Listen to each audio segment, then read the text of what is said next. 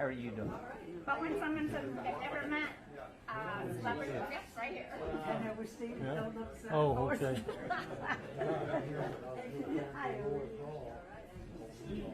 You're a veteran. Where are we going to sit? Mark. Mark. How's it going? She's pretty darn good. You doing any flying now? I flew some Saturday. I ain't flown down 10, over 10 years now. What's wrong? Well,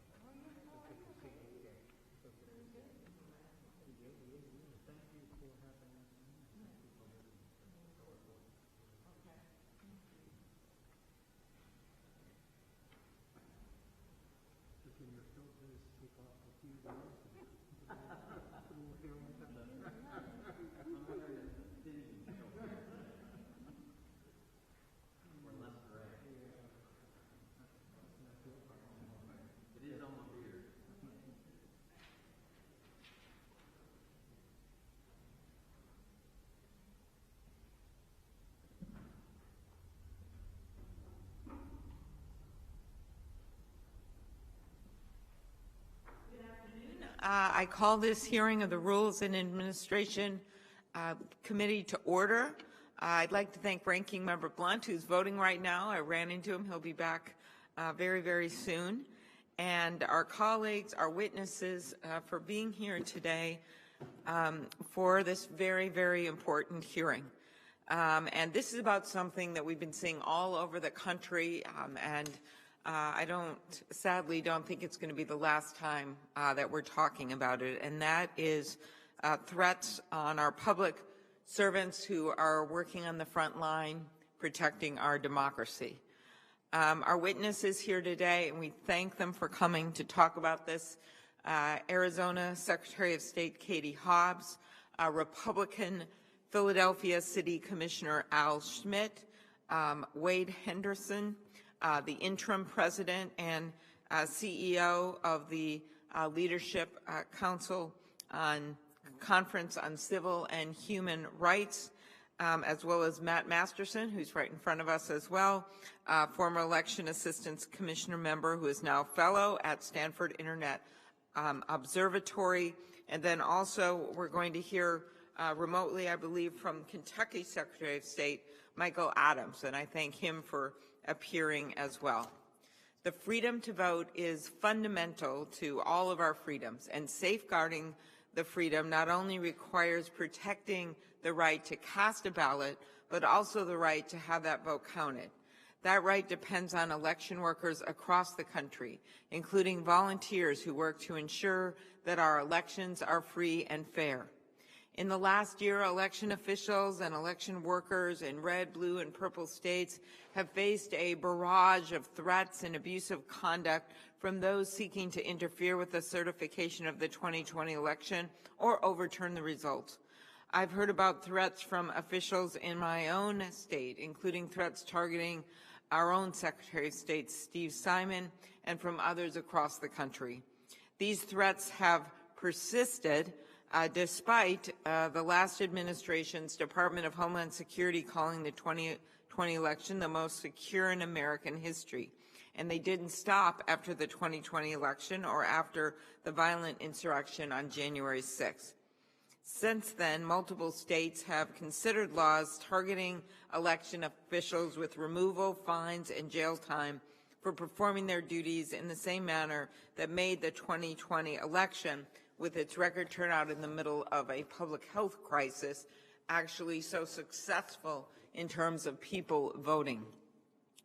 According to a survey of local election officials earlier this year, nearly 1 in 3 felt unsafe because of their job, and nearly 1 in 6 had received threats of violence. We should stop and remember that number again.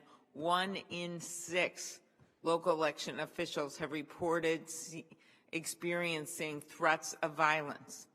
There are no shortage of horrific examples from the last election. In Nevada, an election worker and veteran received calls telling her she was, quote, going to die, end quote. In Georgia, poll workers in 10 counties received bomb threats before the Senate runoff election. In Washington, an election official's home address was posted online along with crosshairs over her photo and the threat, quote, your days are numbered, end quote. These are not isolated incidents, and all 3 of the election administrators testifying today can attest to having their lives threatened. At the same time, election workers are facing increasing pressure in their job as states pass legislation threatening removal or fines for even accidental noncompliance with state election laws.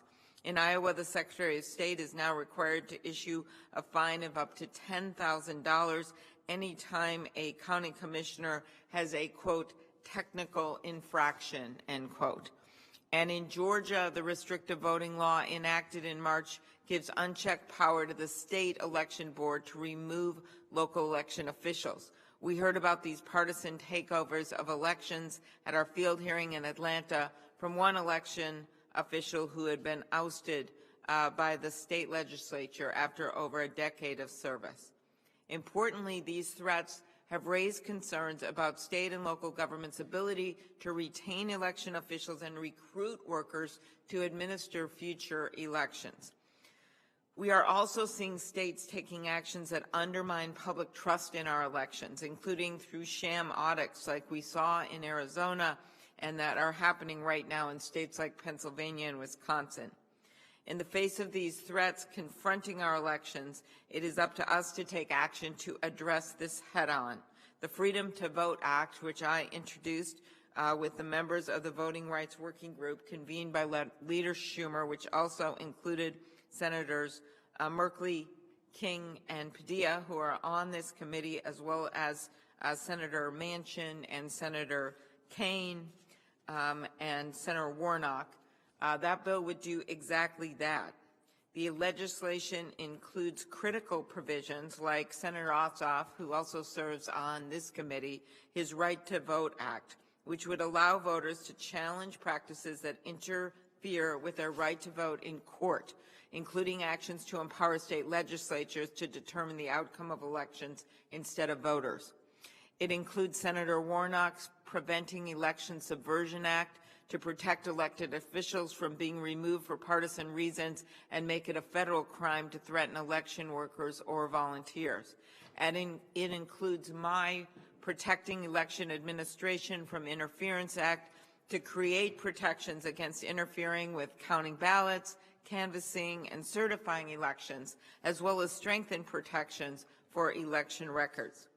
Protecting those on the front lines of our democracy should extend beyond partisanship, and that is why I'm so pleased that Senator Blunt and I jointly announced this hearing, and I appreciated the strong statement he made going into the hearing. I'm hopeful that this hearing will enable us to hear directly from our witnesses about threats that are striking at the foundation of our system of government, so we can work toward finding some common ground on how we can protect election administration and our election workers. With that, I turn it over to my friend and colleague, Ranking Member Blunt. Well, thank you, Chair Klobuchar, and thank you for calling this important hearing. I want to thank our witnesses for joining us here today. I spent 20 years as either a local election official or the chief election official in our state as Secretary of State. I know the hard work that goes into running our elections. State and local officials are responsible for ensuring that our elections are run effectively, and I think do a great job of taking on the responsibility of being sure that people have confidence in what happens at the end of that election day.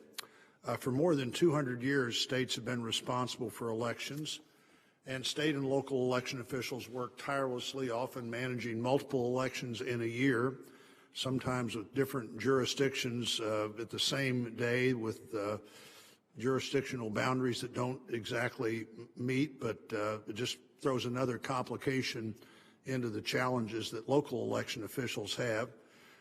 They deal with the logistics and that those elections bring, and I'm grateful to them for doing that. Our role in Congress is to support states in their administration of elections and give them the help they need to innovate and serve the needs of their citizens. This type of work can be done in a bipartisan manner, and historically that's exactly what Congress has done. After the election in 2000, Congress passed the Bipartisan Help America Vote Act. It was not called the Tell States and Local Governments How to Run Elections Act because it didn't do that, and frankly didn't occur to members of Congress at the time that that's what the system called for.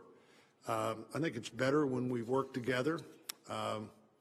We've repeatedly worked on iterations of a bill that has been solely crafted in this Congress by our friends on the other side, but Senator Klobuchar and I try hard with this committee to do what we can to bring the election community together.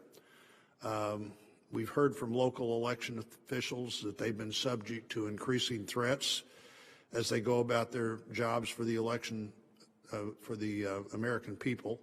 And while I anticipate we'll hear a lot from my colleagues about these threats, none of us want to see them happen. This is not an issue that just implicates just one party.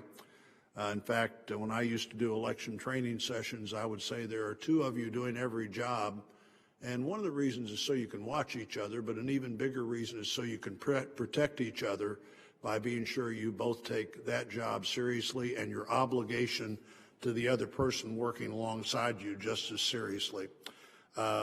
Threats and attempts to harm election officials, poll workers, or voters should be investigated, and where appropriate, they should be prosecuted. We have a chance to lower the temperature of the rhetoric surrounding elections. Today, this hearing provides us with an opportunity to get back to the bipartisanship that has for so long defined this committee and, on these issues, the United States Senate. We can work together to learn about emerging threats to election administration. We can learn how states deal with threats, how they share information about threats with other states, law enforcement, and the federal government, and how, if possible, Congress can help states improve their ability to respond to threats of violence. This hearing provides us with an opportunity to hear about states' responses to cybersecurity threats, as we know states will continue to deal with those types of threats as well. I've heard from many election officials who would like increased and improved information sharing, including information sharing about threats of physical safety for election officials, poll workers, and voters. As states administer elections, access to more and better information will help ensure elections continue to run safely and smoothly. Supporting election officials by ensuring they have the best information that available to them can help instill confidence in their part of the process, and just as importantly, strong confidence in the results of our elections. Our election workers deserve to be safe and secure in their jobs. Voters deserve to be safe as they mark their ballots. As I've mentioned, this is a very important issue that deserves serious attention. I want to thank my colleagues who are participating today and our witnesses for being here today. I look forward to a productive discussion. Very good. Thank you very much, Senator Blunt. And I also welcome Senator Merkley and Senator Hyde-Smith, who are here, as well as Senator King, who I see on the video screen. Our first witness today is Arizona Secretary of State Katie Hobbs. Secretary Hobbs has served as Arizona's 21st Secretary of State since 2019. She previously served in the Arizona State Senate, including as the minority leader and the Arizona in the Arizona State House. Earlier in her career, she worked as a social worker and focused on issues including domestic violence, behavioral health, and homelessness. She also worked for Sojourner Center, one of the largest domestic abuse centers in the country. Secretary Hobbs earned her bachelor's degree in social work from Northern Arizona University and her master's degree from Arizona State University. Our second witness is Philadelphia City Commissioner Al Schmidt. Commissioner Schmidt is serving his third term and has served on the commission since 2011. As city commissioner, he is one of 3 members and the only Republican on the city's bipartisan board of elections. Commissioner Schmidt began his career as a policy analyst for the Presidential Commission on Holocaust Assets and also worked as a senior analyst at the Government Accountability Office. He earned a BA from Allegheny College and a PhD in history from Brandeis University. Are we going to have Senator Blunt introducing the other 2 witnesses? I only have 3 of them. Okay, thank you. Senator Blunt will be introducing. I wanted to make sure we didn't miss you, Mr. Masterson. Our third witness is Wade Henderson. Mr. Henderson is currently serving as the interim president and CEO of the Leadership Conference on Civil and Human Rights. Mr. Henderson previously served as president of the Leadership Conference from 1996 to 2016, and he has held leadership roles with the NAACP and American Civil Liberties Union. He is the recipient of numerous awards and honors, including the Hubert Humphrey Award for Civil and Human Rights, something near and dear to my heart, Hubert Humphrey, and the U.S. State Department's Eleanor Roosevelt Rights Award. Mr. Henderson earned his bachelor's degree from Howard University and his law degree from Rutgers. I have these.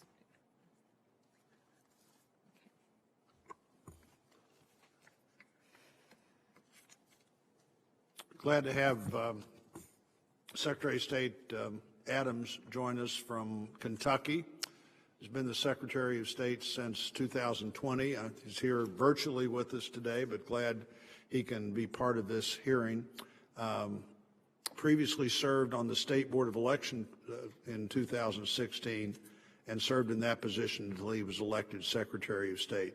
In 2007, Secretary Adams began his private practice in election law, first as general counsel to the Republican Governors Association.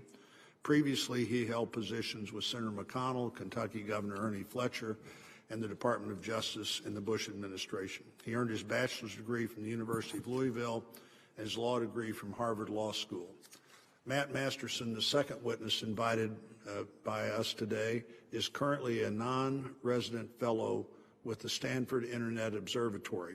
From 2018 through 2020, he served as a senior cybersecurity advisor at the Cybersecurity and Infrastructure Security Agency. Before that, from 2014 to 2018, Mr. Masterson served on the Election Assistance Commission, including a period as its chairman. I'm sure many of my colleagues will remember him from appearances before our committee in both of those jobs.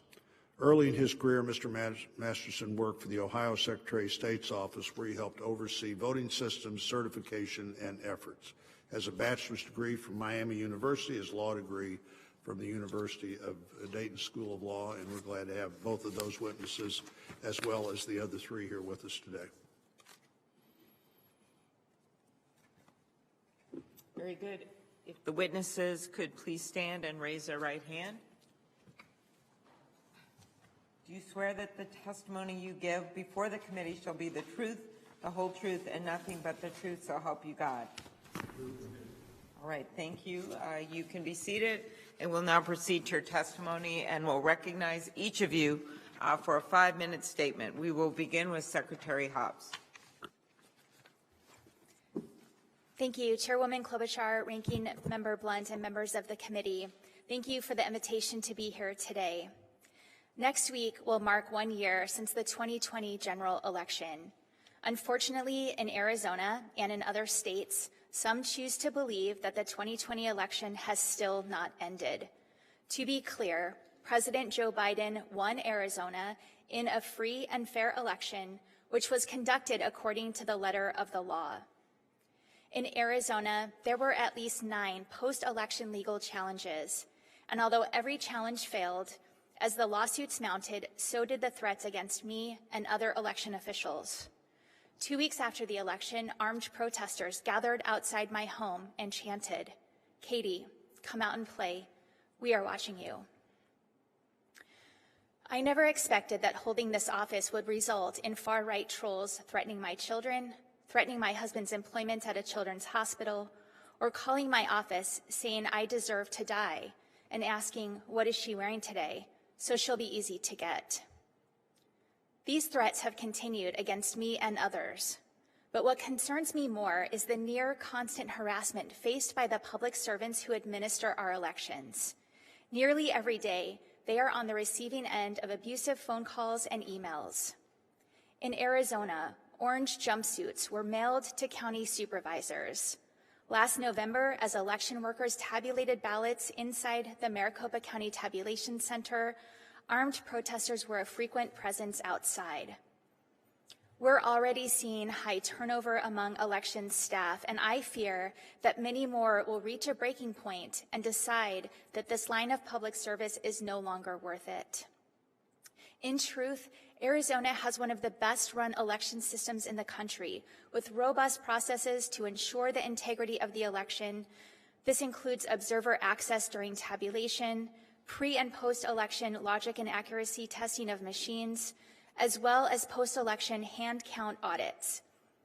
Arizona law also requires each county's Board of Supervisors to canvass the election and certify their results to my office. After these processes took place in November, I sat alongside Governor Doug Ducey, Attorney General Mark Brnovich, and Chief Justice Robert Brutinel to certify Arizona's 2020 election. Despite the bipartisan certification of the results, our state legislature decided to perform a partisan ballot review. This exercise, performed by our state legislature, was not an audit. The partisan ballot review in Arizona can best be described as a sham. The review was plagued by errors that are simply unacceptable to actual election professionals. The Arizona Senate hired a firm, Cyber Ninjas, with no meaningful election experience or knowledge, and they made up the rules as they went along. Millions in tax dollars were wasted funding the audit and replacing voting machines rendered unusable by the Cyber Ninjas.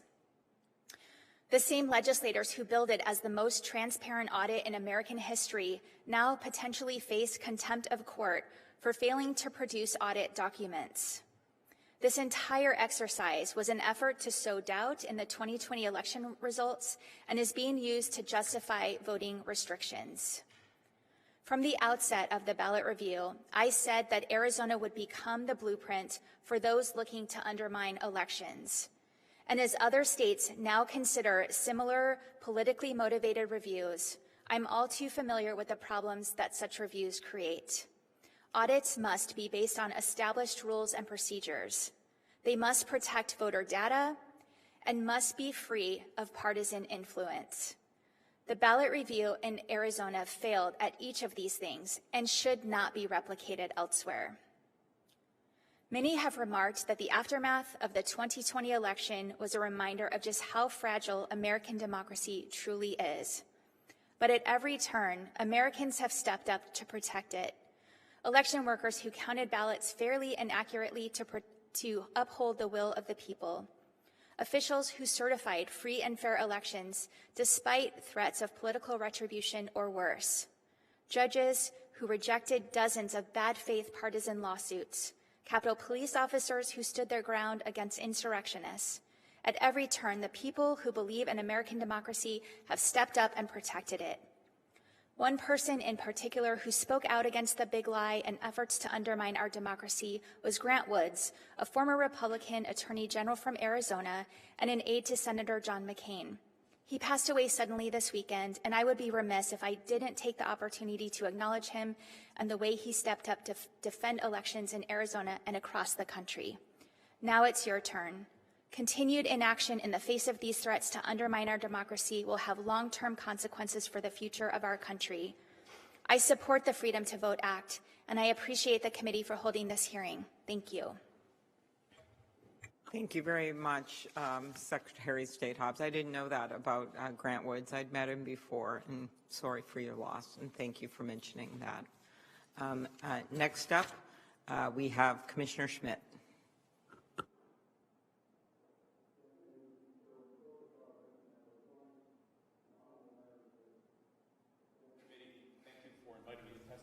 Today on this very important topic. I'm Philadelphia City Commissioner Al Schmidt.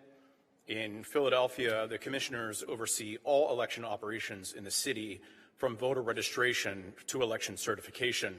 I was first elected to this position in 2011, re-elected in 2015, re-elected in 2019, and have overseen more than 24 elections in my nearly 10 years of service.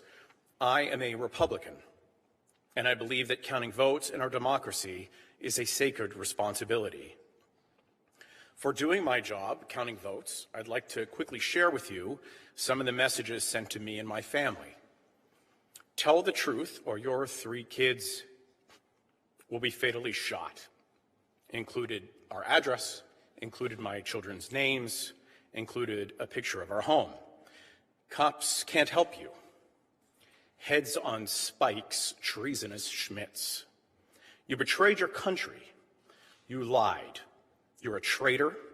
Perhaps cuts and bullets will soon arrive at, provides my address, names my children, Rhino stole election, we steal lives. There are additional threats that my family asked me not to share today because they are so graphic and disturbing. I have 3 little kids. My youngest is 7 years old.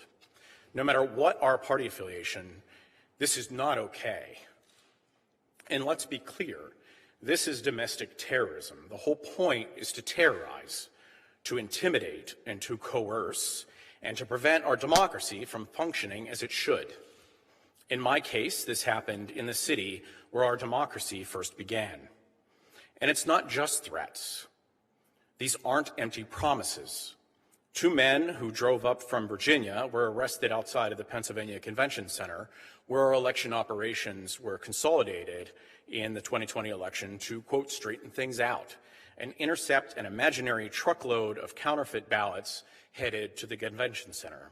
They're arrested with guns and ammunition and lockpick tools. And by the way, those 2 men were also arrested just across the street here on January 6th because of their activity on that day. They, like many others, were lied to and deceived and deranged by those lies. And for what? To discredit an election that wasn't even close. Unfortunately, my experience isn't unique. My colleagues and staff receive threats.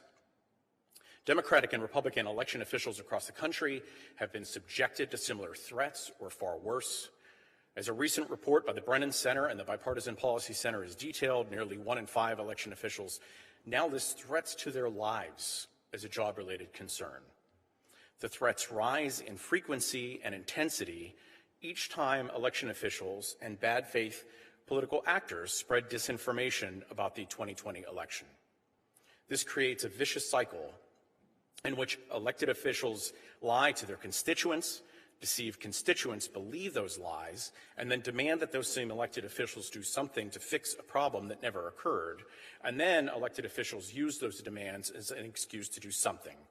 And most often doing something means making voting less accessible and fuels more violent threats to election officials. This is a nationwide problem that demands a national response.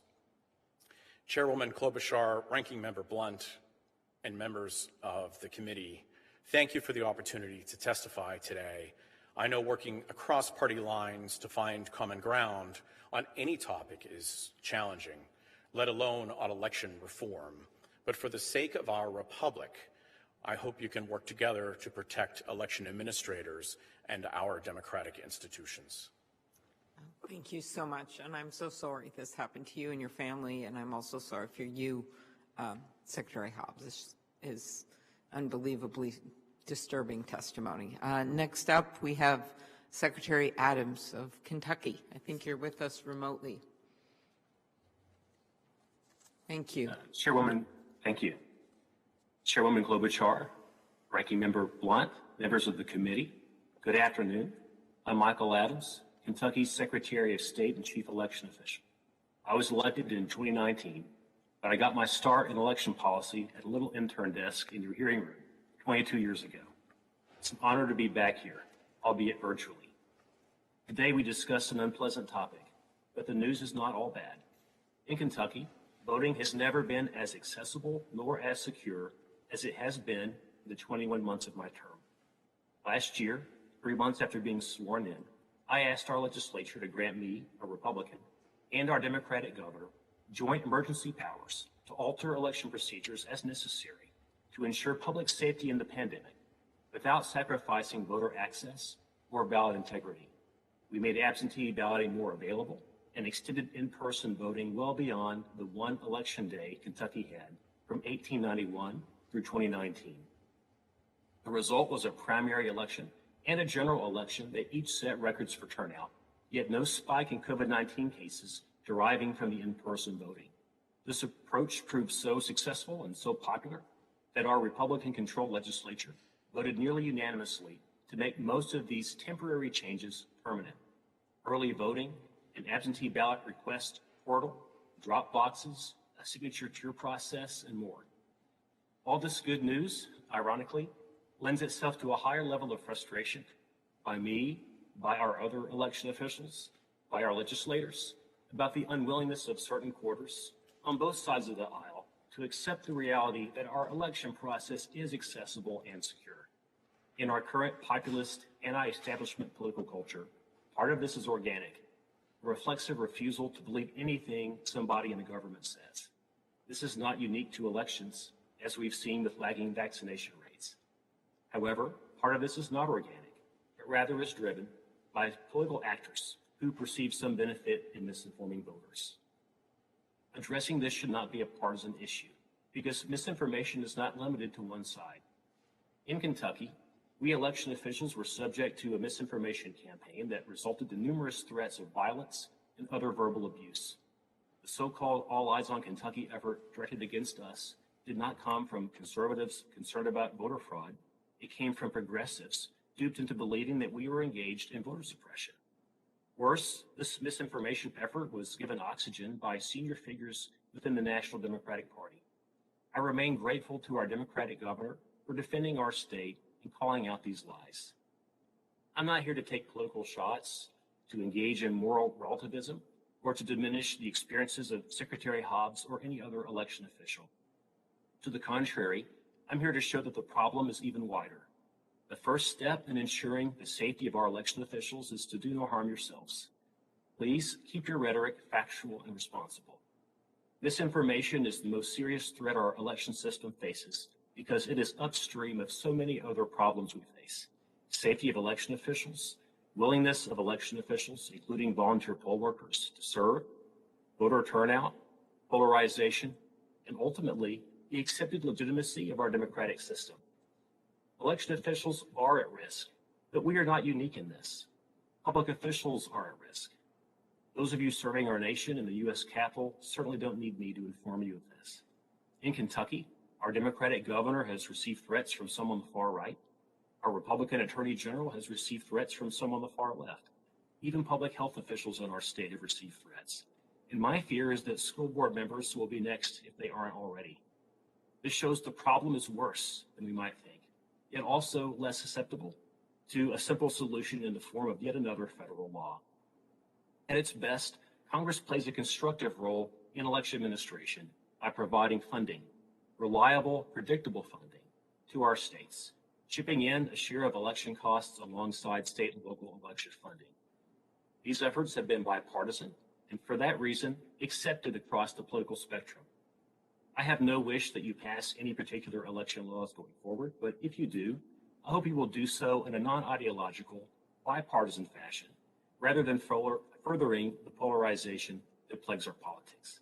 Thank you. Thank you very much. Next up, Mr. Wade Henderson. Or well, go ahead, then I'll go to Mr. Masterson. Thank you. Good afternoon, Chairwoman Klobuchar, Ranking Member Blunt, and members of the committee. Thank you for the opportunity to testify today. I'm grateful for your work to make sure that every voter can safely and freely cast a ballot that counts. Since the U.S. Supreme Court's decision in Shelby County versus Holder gutted the heart of the Voting Rights Act, we have seen a tidal wave of measures to restrict the vote. In just the last year, surrounding the 2020 presidential election, attempts to deny the franchise closely resembled the Jim Crow era in both intent and intensity. Some of the most troubling developments have been attacks on election officials and the election process itself. Make no mistake, this is race discrimination changing form and adapting to circumstances of today. It is no less egregious and no less perilous for our democracy. Today, I want to talk about how these threats to election administration are ultimately about denying people their freedom to vote. First, let's look at the astonishing rise in threats against election workers and their families. Election workers and administrators are absolutely essential to a successful democracy. No election official should live in fear. Yet, as you've heard today, Arizona Secretary of State Katie Hobbs, Commissioner Schmidt, and others have received death threats in connection with their jobs.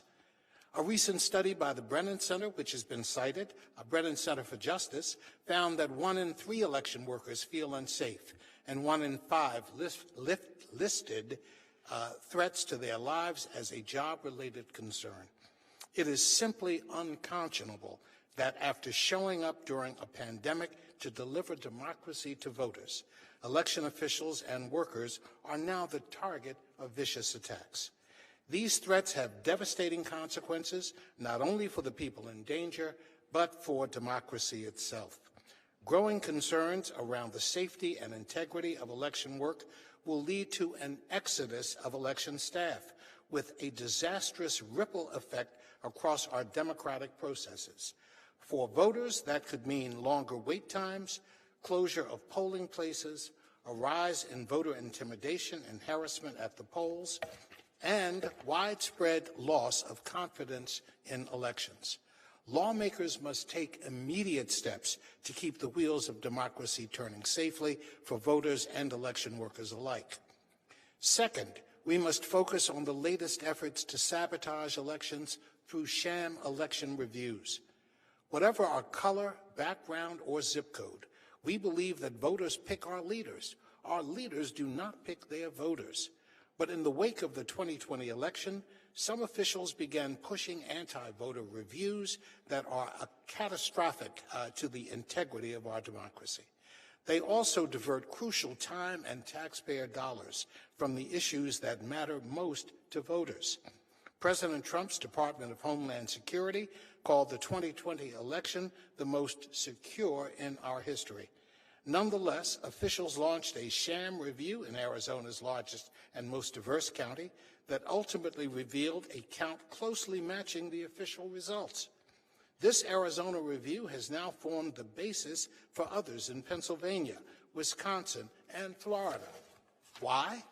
Because despite pervasive barriers to the ballot, Black, brown, and Native voters in these states are turning out in the polls in historic numbers.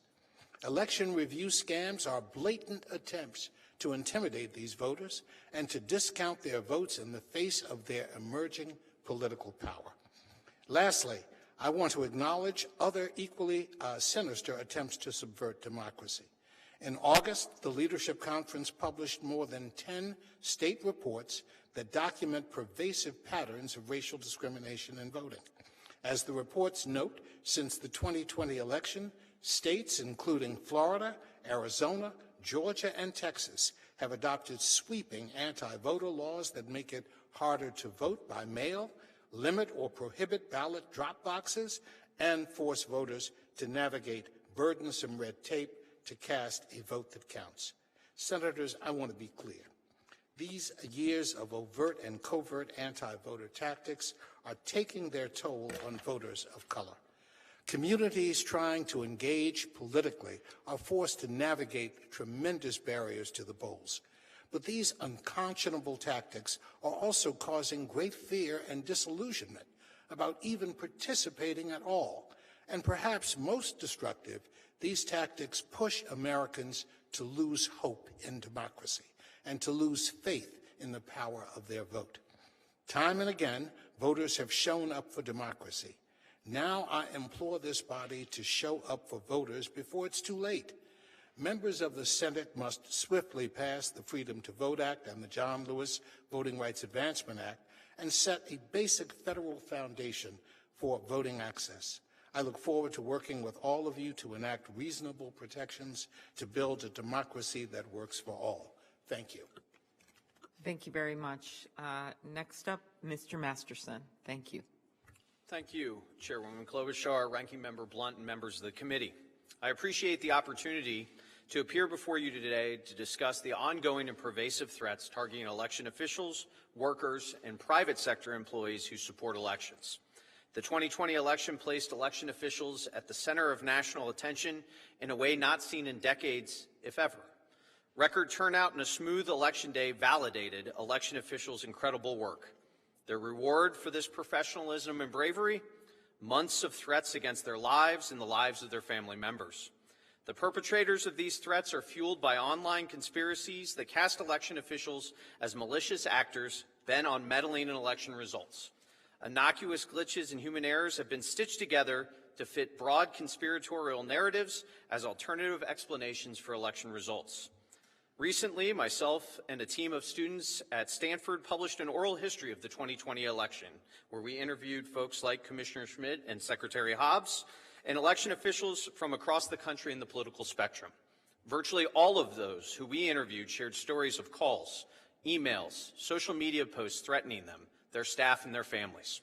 For instance, Secretary Barbara Sagaski of Nevada, a Republican, shared with us that she and her family and staff were targeted with death threats regularly and even had drones flown over her house. Or Tina Barton, a local Republican election official from Rochester Hills, Michigan, received death threats, including one that made clear that when she went out in public, she would find a knife at her throat. As the bipartisan Florida Supervisors of Elections recently wrote in a memo to their voters, quote, "During and after the 2020 presidential election, the integrity of our democracy has been challenged by misinformation, disinformation, and malinformation that sows discord and undermines trust in America's electoral process. Many of us have been threatened by our fellow citizens who have been led astray by these deceptions. If additional protection is not provided to those who are threatened, many election officials may face the horrible choice of either continuing to receive threats for doing their jobs or leaving the profession. The field is already losing officials at an alarming pace. So how do we respond to these threats and best support election officials? First, we must fund elections consistently at the state, local, and federal level. Regular and consistent investment in our elections is needed, and a shared funding structure should be implemented in which all levels of government pay for their portion of each election.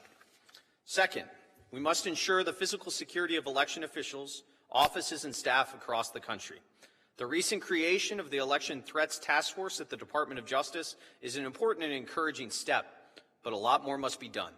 Publication and use of threat data from the DOJ Election Task Force should provide necessary data after each election regarding the scope and scale of threats against election officials and workers and the responses to those threats.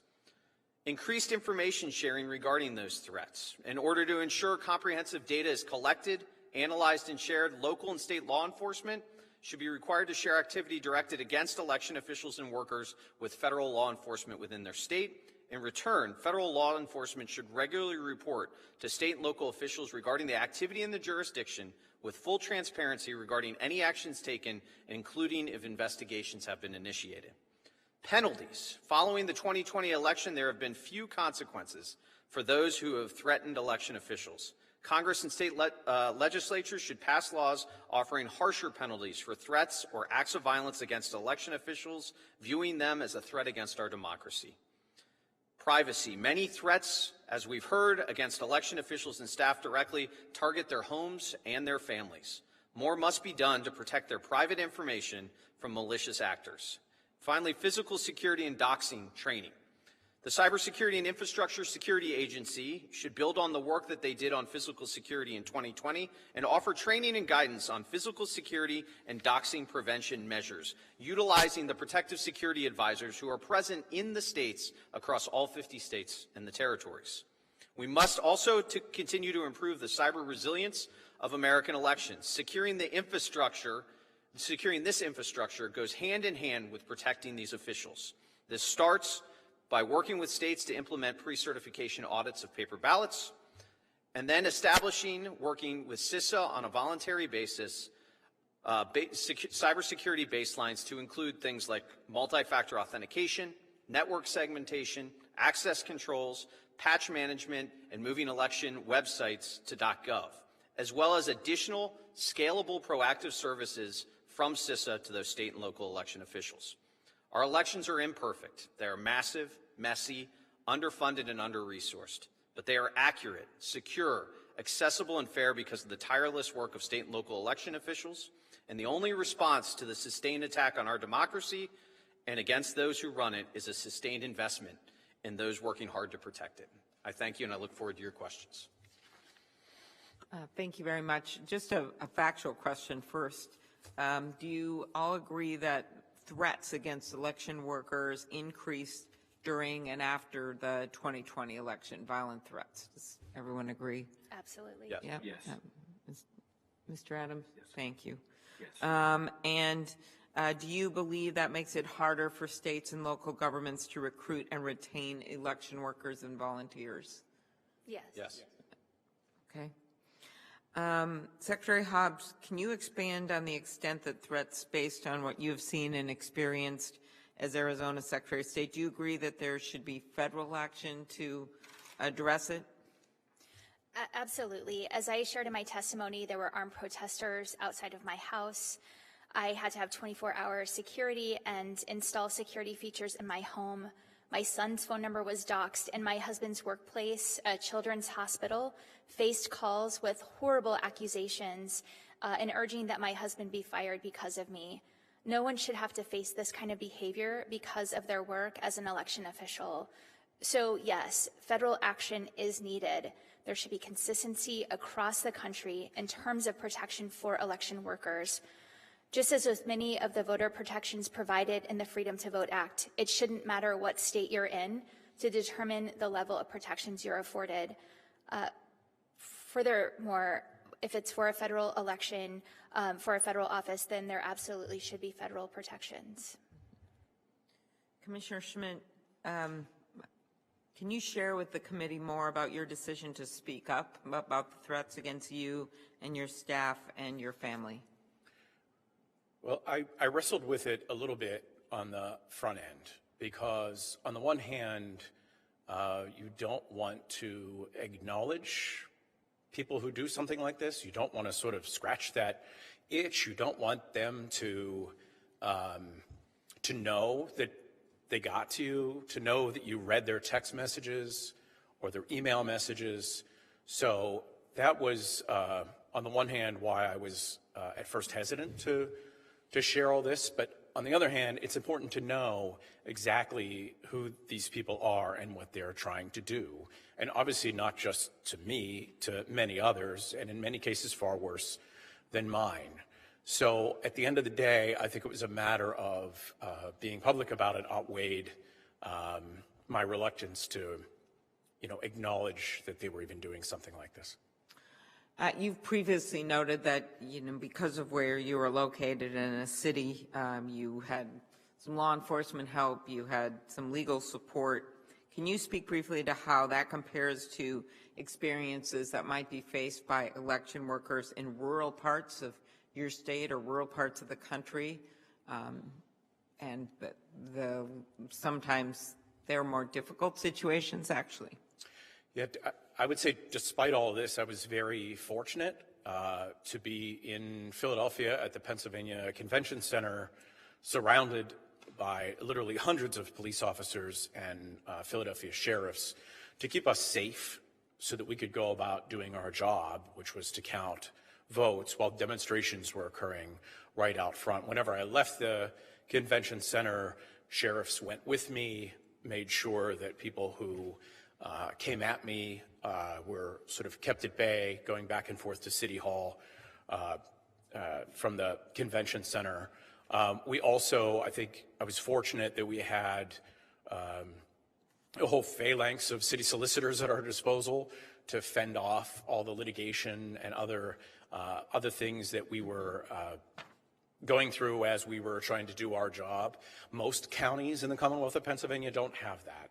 They might have one part-time solicitor. They certainly don't have the access to resources that we had in Philadelphia. So, relatively compared to them, it's almost embarrassing to be the person sharing this with you today, because I'm sure many of them were not as well protected as I was. At home, we installed a comprehensive home security system and made other investments to protect our home from people like this. Okay, thank you. Mr. Henderson, could you just comment briefly on the importance of strong federal protections for election workers like those in the Freedom to Vote Act? Yes, Madam Chair. As we've heard from both Secretary Hobbs and Commissioner Schmidt, the courage that they have demonstrated in carrying out their responsibilities should not become the standard by which election administrators are measured. How can we possibly expect individuals, regardless of party affiliation, to come to the American people's rescue by serving effectively in their job as an election administrator when they face death threats that go beyond the norm, based on disinformation that continues to spew forth in ways that corrupt the integrity of our elections? Certainly, we think that the Freedom to Vote Act and the John Lewis Voting Rights Advancement Act have protections that, indeed, election workers can benefit from. The fact that it challenges, that legislation challenges the way in which election administrators carry out their responsibilities, that is to say, it protects them from the kind of interference that we are seeing. It protects them from being replaced by partisan individuals who have no desire to carry out a fair and free election, but instead to manipulate the outcome in ways that affect the partisan nature of the election. What we have before us now are individuals who exemplify the best in our election system. And the legislation which is currently under consideration in the Senate has a number of provisions that would address these subversion bills that are being enacted in various states, and notably, I should point out, in a number of swing states that will make a difference in future elections. So whether it's Arizona, Wisconsin, Pennsylvania, Texas, Georgia, we are seeing state legislators enact these provisions, and only by enacting the Freedom to Vote Act and the John Lewis Voting Rights Advancement Act can we hope to address these issues. Thank you. Thank you very much. I'm going to turn over to Senator Blunt, and then Senator Merkley will be chairing while I go and vote. Thank you. Well, thank you, Chair. For the three active election officials right now, Secretary Hobbs, Secretary Adams, and Commissioner Schmidt, I think everybody said it was harder to recruit and retain election workers now. What are you doing about that? And when are your next elections in your state, Secretary Hobbs? We have jurisdictional elections going on right now, but most of those are by mail, so we're not having the same need to recruit as many poll workers as we will in the 2022 election. We're certainly going to continue our efforts at recruitment and hope that people will take part in this civic engagement, but it is absolutely a concern, and we're absolutely seeing turnover in our offices and local election offices as well. So is your bigger concern the people that come and work polling places on election day, or the people that are permanently identified as part of the election process in your office or the local election official? I think our concern really is the loss of that professional election administration and the drain, not just in Arizona, but across the country, of folks that do this work, and that they, as I said before, it's not worth it anymore for these not very high-paying jobs, and combined with the level of threat that they're experiencing at the moment. Okay, and when you're talking about the not very high-paying jobs, you're talking about, in that case, the not very high-paying permanent jobs. Government jobs, yes. As opposed to the not very high-paying election day jobs. Right. Right. Secretary Adams, welcome back to the room, even if it's virtually, that you were an intern in 22 years ago. But the same question, what are you seeing happen? Have you had elections where you had to have significant numbers of people available to conduct elections that day since November of 2020? And if you have, what have you done about that? And in fact, I'm sure you have. Well, fortunately, this year is an off year in Kentucky. We get 1 year off from elections every 4-year cycle. That's this year. We do have special elections for some vacant legislative seats starting actually later this week with early voting. So we've not really seen much of an impact in terms of professional election administrators, which is to say State Board of Election staff or my staff in the Secretary of State's office. We've not seen unusually large turnover with those folks. What we've seen, though, is a lot of turnover with our county clerks who are elected officials. We have 120 counties in Kentucky. They all elect their own chief election official at the county level. Last year, we had 2 clerks resign in the middle of their term. They had enough. They were exhausted.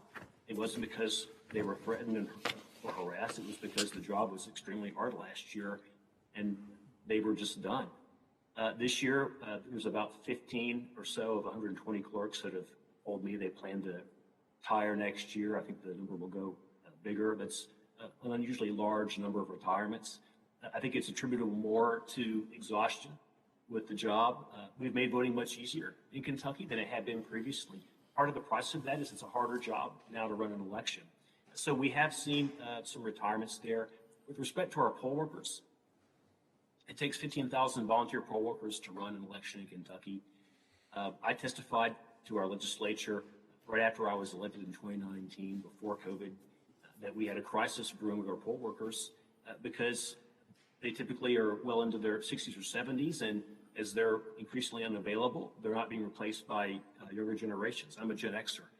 Gen X, unfortunately, has not stepped up in a volunteer fashion to be poll workers. So that's a big problem that we have. It's not due to threats or intimidation. It's just that we're losing poll workers, and we've got to find a way to inspire people to volunteer, and not just in the election sphere. Commissioner Schmidt, what have you seen both with your permanent election day in and day out structure, and any concerns about recruiting people to be at the polling places for election day?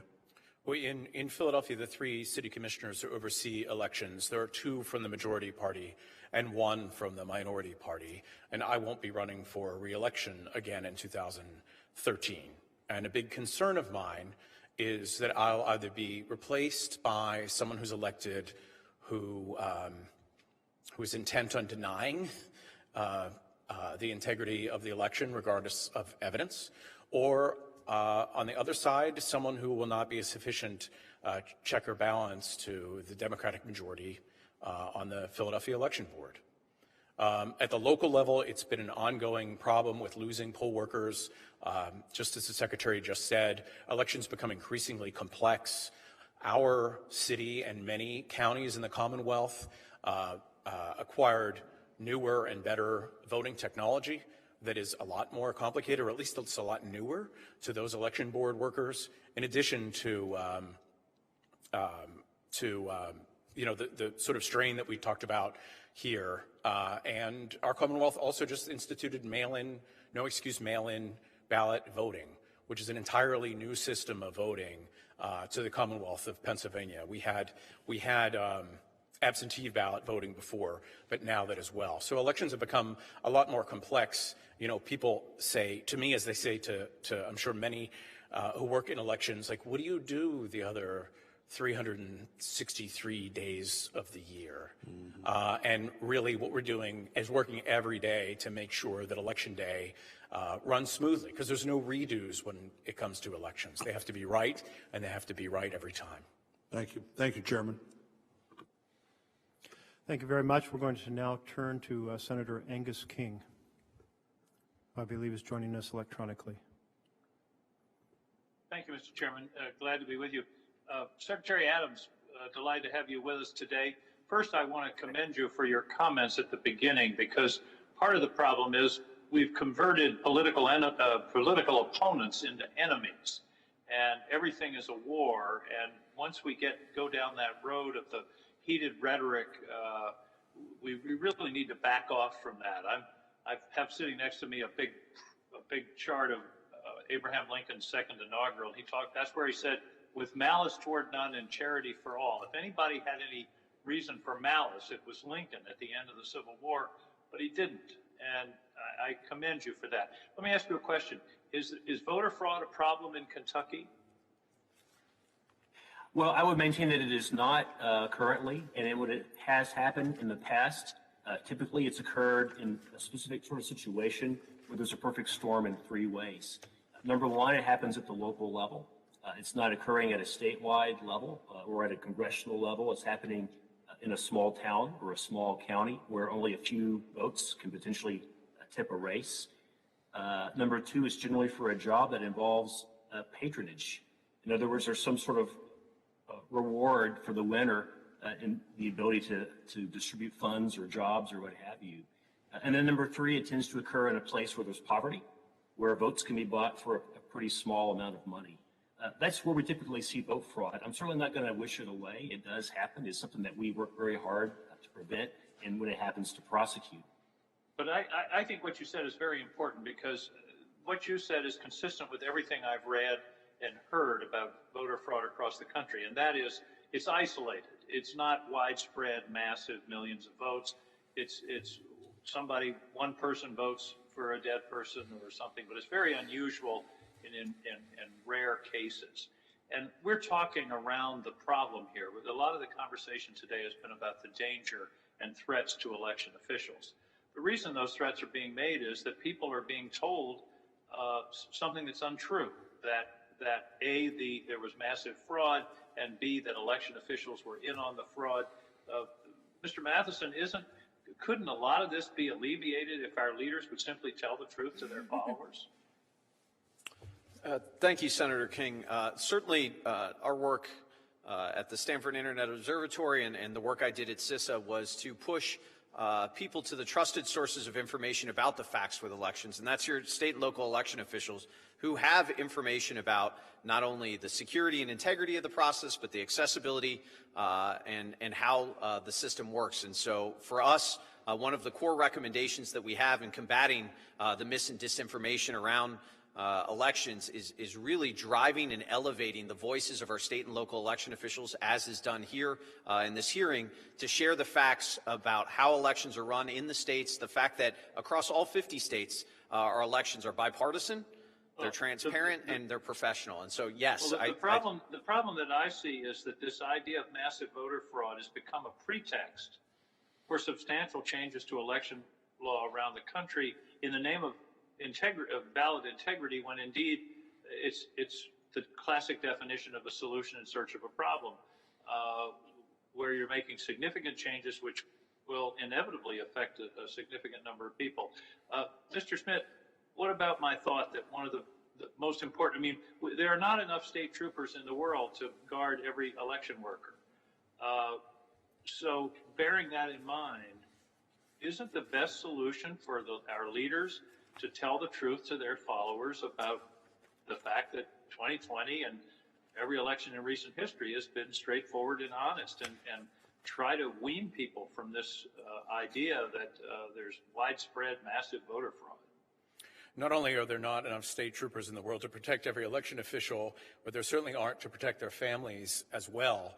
I think you're absolutely right in terms of the root or core of the problem, and the solution normally to lies is to tell the truth, but that has only met with so much success. Typically, that would be the antidote, and I haven't seen that as be successful as I'd like it to. In addition, I think it's really about removing motivations for elected officials to lie about elections on the one hand, and also on the other hand to take seriously and successfully prosecute these sort of threats targeting elected officials, trying to intimidate them to either do one thing or not do another thing, to do their job. Thank you. Thank you very much, Mr. Chairman. I yield back. Thank you very much, Senator King, and then we'll turn to Senator Hyde-Smith.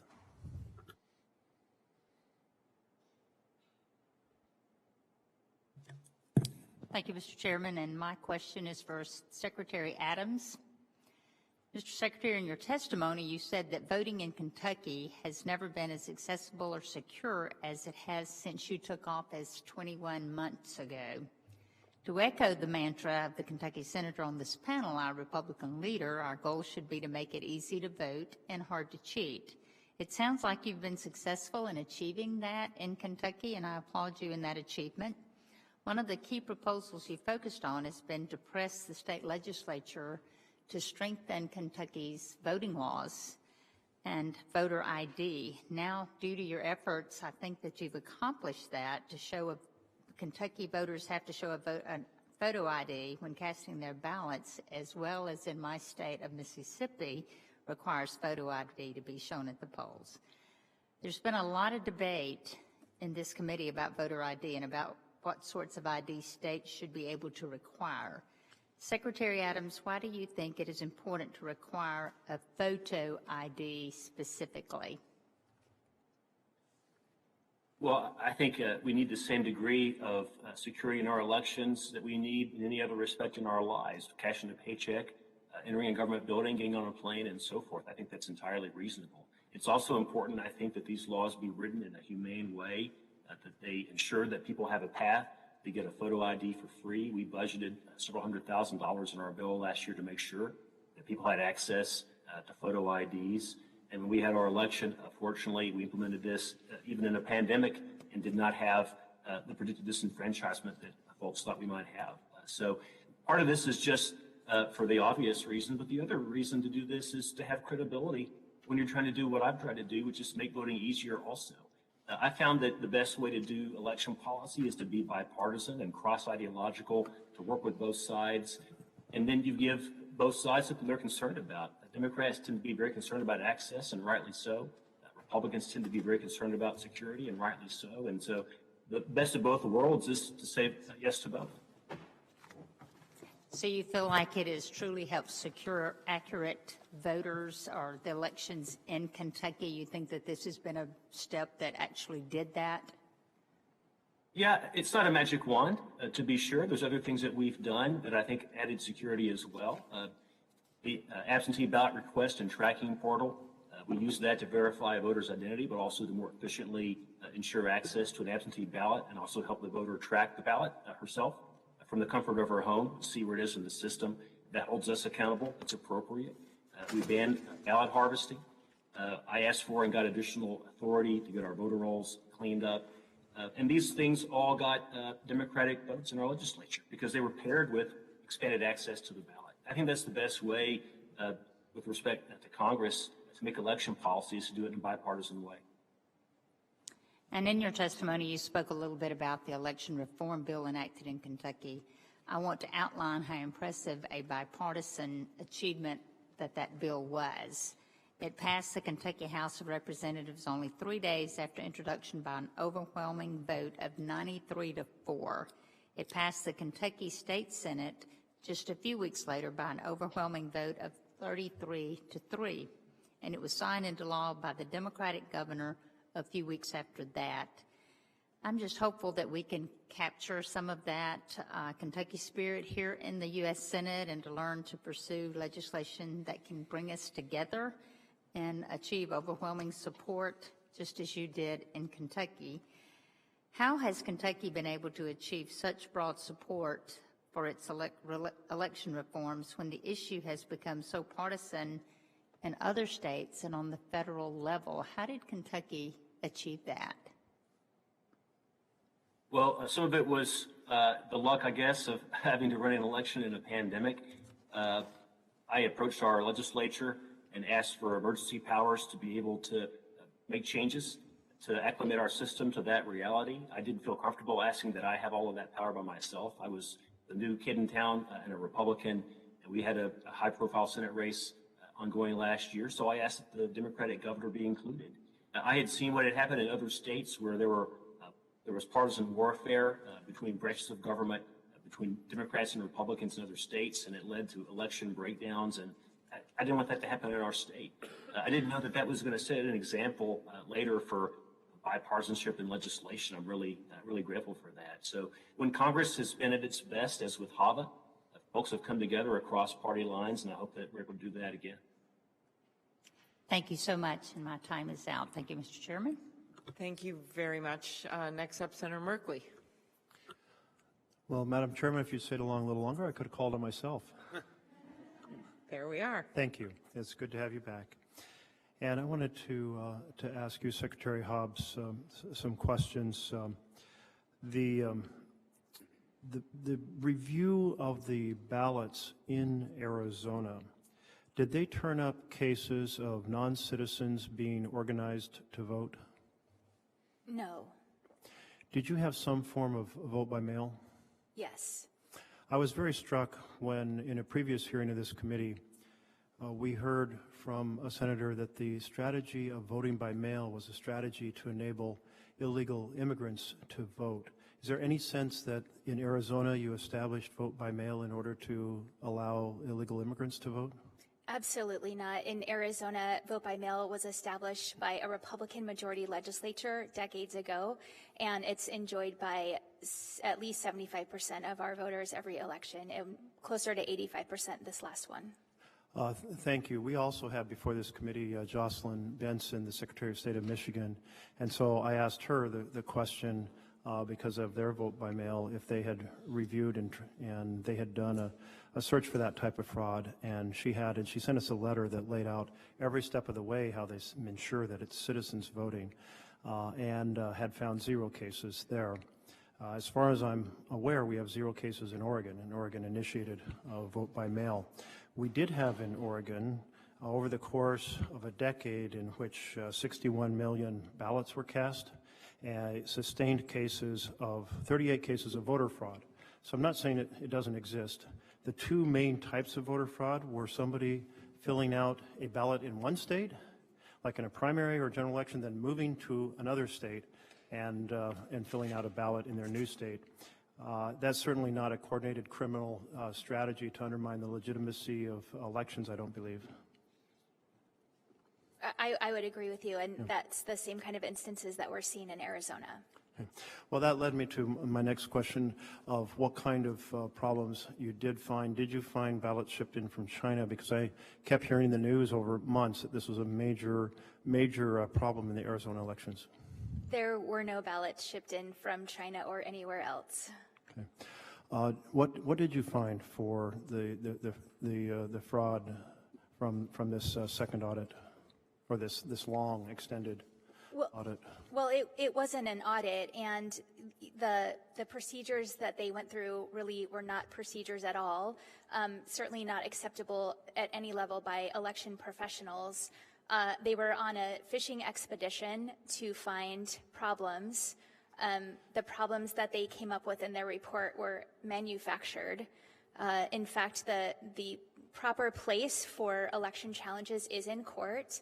And as I mentioned in my opening, we had 9 such legal challenges in Arizona, and they all failed. There's simply no evidence of any of this widespread fraud that's continuing to be alleged in Arizona. Yeah.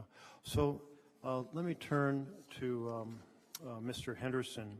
Mr. Henderson, we're hearing that fraud is continuing to be alleged in Arizona after basically none was found, according to the Secretary of State. So you had mentioned that one of the steps in this strategy is weaponizing the examination of ballots or the reviews of ballots to spread distrust in our election system. What is the purpose of this effort to undermine election systems when they're actually working well? Thank you, Senator Merkley. It should be noted that in Arizona, which was, of course, the home of the first audit, it was quite clear that the Maricopa County focus, the largest and most diverse county in Arizona, was intended to demonstrate by way of the private company Cyber Ninjas that apparently fraudulent votes had been counted and determined the outcome of the election. Fortunately, the very thorough, not review itself, because the review wasn't thorough, but the examination of what occurred in Arizona has demonstrated clearly that no fraud existed. And yet that effort has spawned similar initiatives in states like Wisconsin and Texas and Pennsylvania. In Texas alone, the state was won by the previous president. And yet, notwithstanding that, there is a desire to determine whether fraudulent votes were cast, and certainly the use of a focus, as some have mentioned, you mentioned, on undocumented immigrants, the effort to focus on Latino voters, African American voters, Asian American voters, usually occurs based on the demographic changes that have taken place in those communities and the emergence of new sources of political power among communities of color. This effort to hold reviews, these sham reviews, is intended to intimidate those voters and to discourage them from coming out in future elections. We've seen that in state after state, and Texas is a good example where a previous investigation was conducted by the Department of Transportation, focusing on individuals who were previously legally resident but had not yet become citizens, and somehow suggesting that that population had cast votes fraudulently. There was absolutely no evidence to that effect, and many of the voters who had previously been in that pool of legally admitted resident aliens went on to become U.S. citizens and should have been entitled to vote. The effort to intimidate them into not coming back at future elections has been consistent throughout states that have chosen to have these audits, and that's why we say they're intended to really disenfranchise future voters. Thank you very much. I appreciate that. Thank you very much, Senator Merkley, and thanks for all your work in this area. Senator Haggerty is next. Thank you, Chair Klobuchar. Secretary Adams, I'd like to turn my next questions to you. In your experience, Secretary Adams, do voters tend to have more confidence in elections when the rules are set by members of their community in accordance with local conditions and preferences, or when the rules for all 50 states are actually dictated in completely partisan fashion by Washington politicians and bureaucrats? Well, I can't say that I have lived through that experience, but I can tell you that I believe that part of the reason we were able to produce this reform that got praised here in Washington and around the country is because we were allowed to, as a state, solve these problems for ourselves. One thing I've seen in polling is folks, I'm pleased to say, have confidence in me, but they have more confidence actually in their county clerk. And that doesn't surprise me because they know their county clerk. They go to church with them, they go to the grocery with them. The more decentralized our system is, I think, the likelier that these policies will be supported by the people who then utilize them. And they actually see people they know being the poll workers and being the county clerks. That makes complete sense. Secretary Adams, numerous polls show that overwhelming majority of Americans support common sense election security measures like voter ID laws. Many states have enacted such laws. In your view, would federal legislation that nullifies popular state election security laws like voter ID increase or decrease election security? Well, I think the thing that we absolutely must have for the system to work is public confidence in our elections. And I do think there are some things that have been debated in this chamber that would reduce the security of our process, but there's no question they would significantly impact voter confidence in our system. The reason I was able to get expanded access to the polls in my legislation is because I also had security measures to show folks that we were serious about that. So I think these things have to be paired together. Yeah. Do you think federal legislation proposed by Democrats that requires unlimited ballot harvesting in every state would reduce election integrity and security, Secretary Adams? I do, and I can tell you about a specific case in Kentucky before my term. We had a mayor of a small town go to federal prison. She engaged in a ballot harvesting scheme. Her control of public housing led to her ability to put under duress the residents of public housing and compel them to vote by absentee ballot under the supervision of her campaign volunteers, and then those folks delivered the ballots back. There was no state law against ballot harvesting at the time. There is now. There were federal charges ultimately brought. But that's the kind of stuff I don't want to see happen. And certainly in going into an election year with local elections on the ballot, as we have in Kentucky in 2022, again, that's where you typically see these sorts of attempts occur. So I would certainly oppose any federal effort to overturn our new law to ban ballot harvesting. Let me turn to election administration itself, Secretary Adams. In your view, would enacting on a completely partisan basis, by the way, federal legislation proposed by Democrats that overrides state election laws and puts Washington politicians and bureaucrats in charge of elections in every state, would that constitute a threat to election administration in and of itself? Well, potentially. I think it certainly would be a threat to public confidence. If there's just one version, one partisan or ideological version of election policy, and it's foisted at a national level upon all the states, I don't think it will be well received. I think people have confidence in me and their county clerks and their poll workers and their governor, for that matter. And I think that folks tend to be in more contact with us. They see us as directly accountable, and they tend to trust us more on these issues. And so I do think that federalism is a good thing. Diversity of our country is a good thing, and I think that federalism respects that diversity. And to be clear, I don't think Congress should tell California or Arizona or Utah or any state that does things differently from Kentucky how to run their elections either, even if they don't like the way those states do those things. I think that all states ought to have the right to make those decisions. That's what the Constitution, I believe, contemplates. I'd like to turn just to a different topic. It's been raised already in these discussions today, and that has to do with the reprehensible notion of threats surrounding elections, particularly threats to election officials, which I condemn at any level. Secretary Adams, you've noted in your testimony that it's never been easier to vote in Kentucky. That's the case in Tennessee as well, where Secretary Trey Hargett has done an excellent job.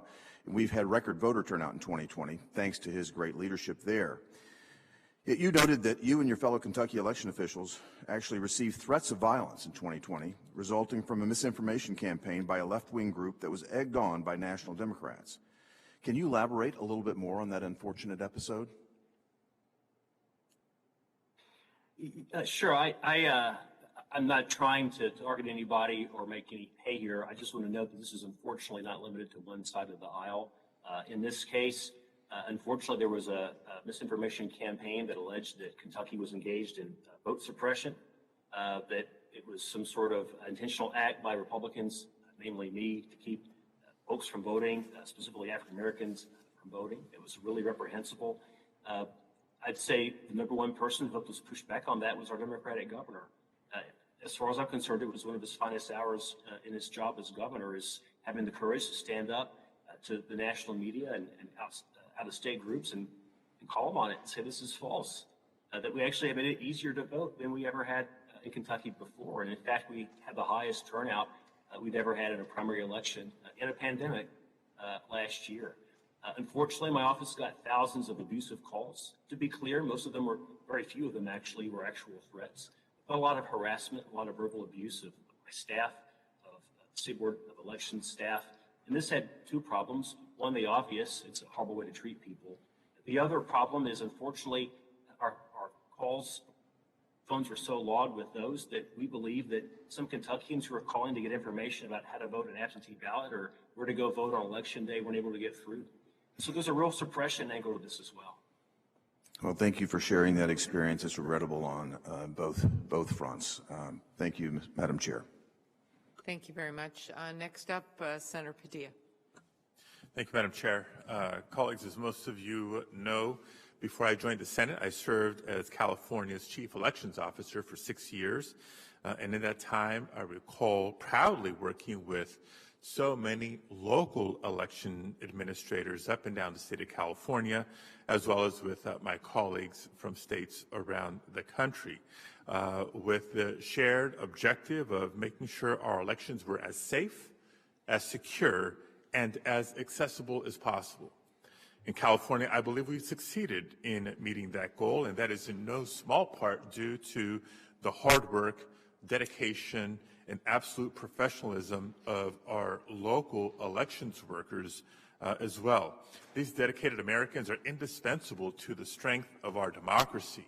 And it's because of that experience that it's been so deeply and personally troubling for me to hear story after story of election workers who now fear simply going to work, who are afraid that their nonpartisan work to help Americans exercise their right to vote and that their votes be fairly counted will make them the subject of threats of violence or worse. Election workers deserve better, and this Congress owes them better, and I hope that we, working together, can deliver that. Question for Ms. Hobbs, Secretary Hobbs. Beyond the recruitment of qualified full-time election workers, as we know, successful elections also rely on the army of temporary workers, poll workers by another name, to help staff the polls, to guide voters and perform day of election tasks like checking voters in, checking registration status, providing ballots, etc. Are you concerned that these ongoing threats to temporary election workers as well may also affect the administration of elections, including causing so many to choose to not volunteer or be reluctant to volunteer? That's certainly a concern we have in Arizona. People stepped up in 2020 to fulfill this role in record numbers, and we're going to continue to try those recruitment efforts. And I hope that people will be engaged in that way. But I think that what folks have seen in the aftermath of the 2020 election is certainly going to put a chilling effect on that. Thank you. And I think on a related front, we know that the presidential election of 2020 was a fair election, period.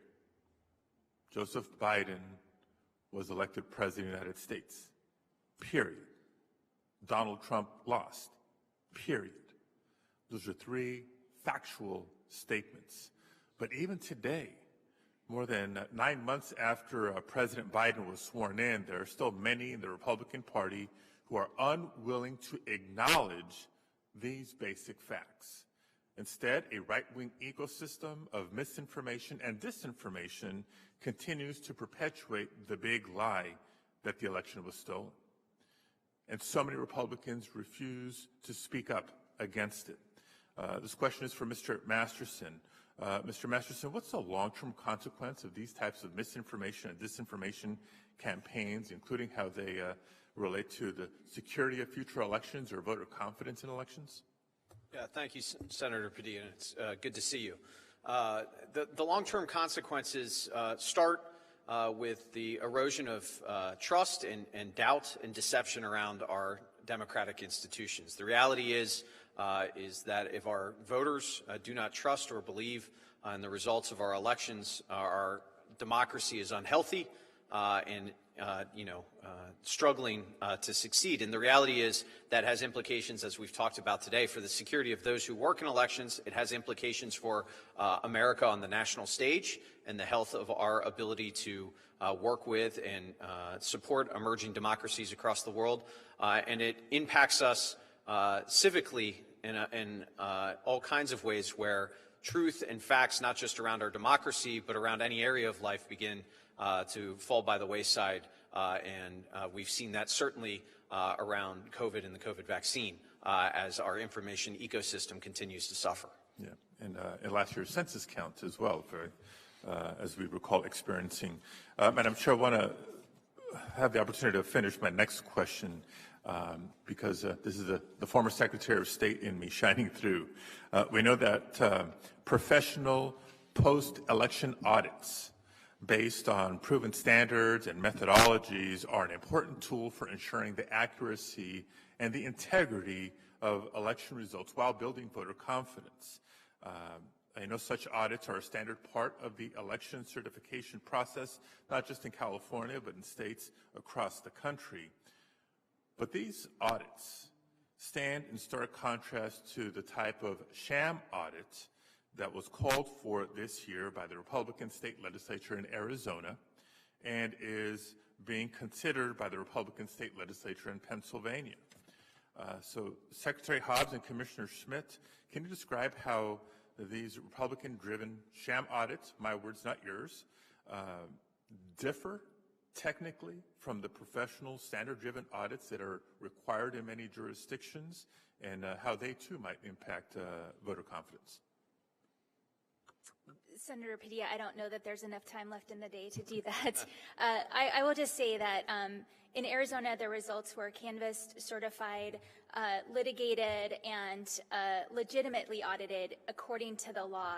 And what we saw in the sham audit was absolutely not a real audit. It detracted from there was no transparency. There were lapses in security. Every other professional auditing standard that you would see in place was just not there, and overseen by people with an entirely partisan agenda. Thank you. Mr. Schmidt. As a former senior auditor at GAO, I believe strongly in the importance of audits when they're legitimate and when they're real and when they're carried out by qualified people who know something about auditing and something about elections. That is not what we've seen to date. In Pennsylvania, every county in the Commonwealth conducts an audit after each election. In most counties, including ours, we conduct a secondary audit that's even more comprehensive on top of that. And the nexus between your question, the audits, or the so-called audits, and the threat issue are, I know in my experience and many others, the threats died down after Election Day, after the new president was sworn in. Now that the legislature's talking about instituting some sort of a bogus audit in the Commonwealth of Pennsylvania, they return. So this level of activity rises and falls, it spikes and decreases whenever there's sort of this comprehensive misinformation and disinformation effort, both around election time and now around audits as well. Thank you both. And let alone, from what I understand, in Arizona, what otherwise would be unauthorized access to the actual voting systems themselves, and what that portends for future elections. So, Secretary Hobbs, as you said, we don't have enough time in the day. Thank you, Madam Chair. Thank you very much, Senator Padilla. Next up, Senator Ossoff.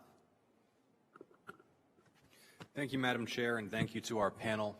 I appreciate your presence here and your answers. Secretary Hobbs, nice to see you again. Secretary Hobbs, this question is for you. One of the many destructive effects of the lies and conspiracy theories fabricated by the former president and his attorneys to discredit the outcome of the 2020 election was the dramatic increase in threats of violence, attempts to intimidate election officials at all levels. There was a famous press conference held by a man named Gabriel Sterling, the Chief Operations Officer in the Office of a Secretary of State in Georgia, a Republican and a Republican appointee, in which he urged the then sitting and defeated outgoing president to cease the lies because people's lives were at risk. And Georgia has really been at the epicenter of this trend. We've seen, as I said, election officials at all levels, from the Republican Secretary of State and his family all the way to Good Samaritan, nonpartisan volunteers at polling places, subject to abuse, harassment, and threats. We saw threats against polling places themselves. I've offered legislation to strengthen federal law protecting election officials. I would like you to comment, based upon your experience as the Secretary of State, how, in addition to the fear and the harm done by threats of violence themselves, how this impacts election administration and really is an assault on voting rights? I think what's been much more ongoing and constant than the threats themselves are the level of harassment that's coming in to election offices, to our office for sure, not just the elections division, but other divisions of our office, keeping people from doing their jobs, and then election offices across the state, as the commissioner mentioned, when there's something, things seem to die down, and then there's heightened awareness again because there's a sham audit being proposed or whatever, then things level up again. And for my office, it's been nearly constant. And so it's been really, it's people that go to their jobs as public servants every day are exposed to this, and it's wearing them down. And so it's not just the threats, it's this constant harassment. Certainly some level of federal protection against the threats would be helpful, but there's just, I cannot describe how constant it is and how draining it is on people that are having to answer those phones or those emails or check those social media, and it's taking away from their ability to do their jobs. Thank you, Madam Secretary. Mr. Henderson, one of the most concerning aspects of SB 202, the election law that was enacted in Georgia, is that it empowers partisan officials at the state level to take over, reconstitute, and perform the functions of local election boards at the county level. This could empower these partisan state officials to make decisions about polling places, about polling place locations, which can often change at the last moment, about processes that should be free of partisan interference and under local control, perhaps even decisions about ballot disqualification or results certification. Can you please comment on how such laws threaten the impartial and fair administration of elections? Thank you, Senator Ossoff. I should note before I answer that Georgia is also the state that has chosen to limit voters' access to water and food while they're standing in often incredibly long lines that result from having closed polling places that would otherwise have been used during an election. We know that housing discrimination still exists in states around the country, and often polling places are set up in a way that particularly caters to a community of interest. And so often polling places that are closed would otherwise serve black communities, brown communities. It's a huge problem. The fact that you and Senator Warnock have introduced legislation that would seek to limit the ability of state boards of election to interfere at the local level, to remove individuals who would otherwise and have served in a nonpartisan way for years, but would now inject a level of partisanship in their responsibilities, is something that for us is a huge problem. That's why we support the inclusion of the effort to protect against election subversion in the Freedom to Vote Act. This does have a real impact on individuals' willingness to trust the election, to feel that their votes will be protected, and even to turn out in future elections, which is really the purpose of many of these subversive laws. So we think it's a huge problem, and we know that some of these issues, of course, existed because of the 2020 election, where the big lie and the emergence of misinformation and disinformation have certainly corrupted the integrity of the elections in the way some view that.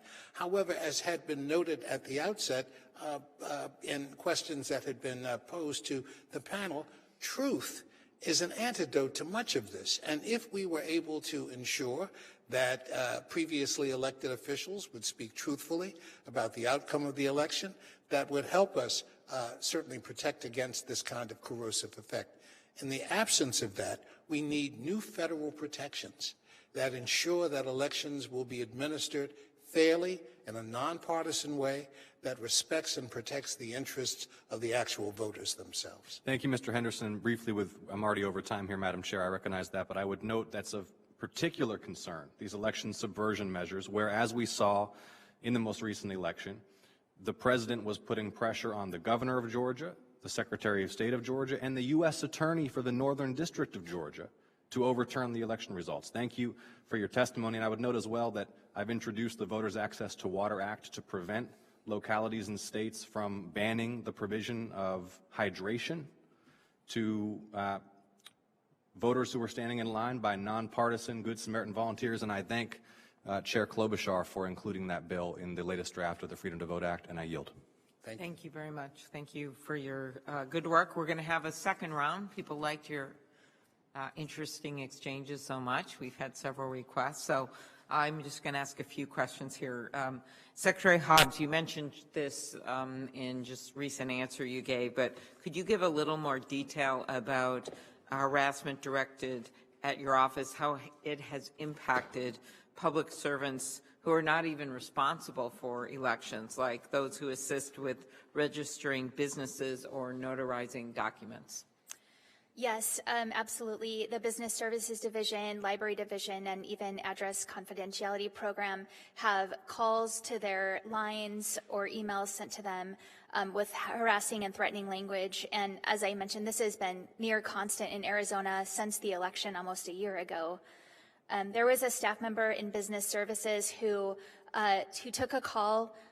It was threatening in nature, and this is not her job. She's not trained in threat assessment, but she kept this caller on the phone to get as much information as possible to be able to report this to law enforcement and continue to allow this abusive behavior so that, because she was afraid if she didn't, that somebody was going to get hurt. And this was really traumatic for her, and, you know, impacted her work for the rest of the day, but also keeping the caller on the phone kept her from doing her normal job. This is a division where the most common tasks in terms of what that division does take around 4 to 6 weeks in turnaround time. So this is not helping at all. It's bad for our constituents. And we've also delayed the opening of our Capitol Museum, that's under my purview as well, until we could arrange security because of what happened here on January 6th. And I wasn't willing to put our staff in harm's way when people who were still upset about the election and still directing their anger towards my office could utilize the avenue as well. Very good. Thank you. Mr. Masterson, we know that misinformation on social media platforms like Facebook is widespread, and there's been bipartisan pushback on this right now, whether it is the work that today we had a second hearing actually on this in the Commerce Committee with Senator Blumenthal and Senator Blackburn on other platforms, specifically Snap and YouTube as well as TikTok. But we now know that in the new trove of documents recently came out that Facebook deliberately turned off election misinformation safeguards right after the election. They were worried these safeguards were slowing the growth of the platform. Can you briefly explain the severity of the problem of election misinformation spread through social media?